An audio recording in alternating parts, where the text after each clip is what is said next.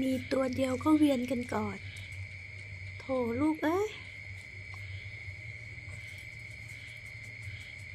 ผัดเวียนกันกอดตุ๊กตาตอนเช้าถึงกลางวันก็เป็นของพี่แครอทช่วงกลางคืนจนถึงรุ่งเช้าก็เป็นของน้องได้ทองค่ะโอเค